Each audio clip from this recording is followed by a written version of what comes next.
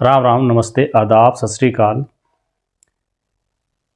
आऊँ है विजय कुमार भारती ते मैं अज लेई आया अपनी एक नवी कविता जिसका शीर्षक है मेरा ग्रां। उम्मीद है कि तुसें की ये पसंद आओ। तो लियो पेश है मेरी ये कविता मेरा ग्रां।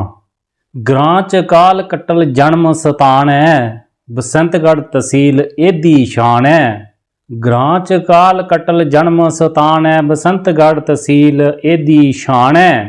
उधमपुर जिला साड़ी पनछान है, जम्मू ते कश्मीर साड़ी जिंद जान है। उधमपुर जिला साड़ी पनछान है, जम्मू कश्मीर साड़ी जिंद जान है। हाल सुनान लगा जन्म सताने दा, बड़ा कैद रेखड़ा ए ग्रां हिंदुस्ताने दा, बड़ा कैद रेखड़ा ग्रां हिंदुस्ताने दा। अपने ग्रां दी गल के सुना, उज दे कंढे ए बसदा ग्रां। अपने ग्रां दी मैं गल के सुना, उज दे कंढे ए बसदा ग्रां।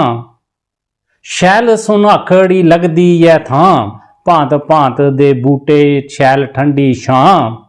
जाल ऊन बिछन लगा दुकाने दा, बड़ा कैद रेखड़ा ए ग्रां हिंदुस्ताने दा, बड़ा कैद रेखड़ा गे ग्रां हिंदुस्ताने दा।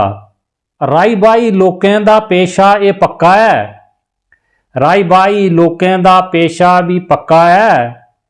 कणक जाओ सरेआं कन्नै रांदे मक्कां है,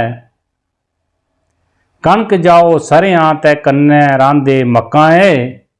बड़े भलोके मानू इत्थै नी गरूर है, इत्थें दी बंसरी ते ढोल मशहूर है, इत्थें दी बंसरी ते ढोल मशहूर है।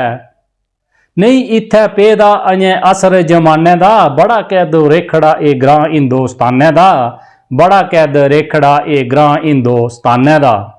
डिंगे त्रेडे रस्ते इत्थै पहाड़ें दा जाल है, चफेर है जंगल एदै कुदरत दा कमाल है, चफेर है जंगल एदै कुदरत दा कमाल है। लगदे बूटे इत्थै नी खाली कोई थार है, लगदे बूटे इत्थै नी खाली कोई थार है। चीड़ बंज तोस ते झुलदे दियार, चीड़ बंज तोस ते झुलदे दियार।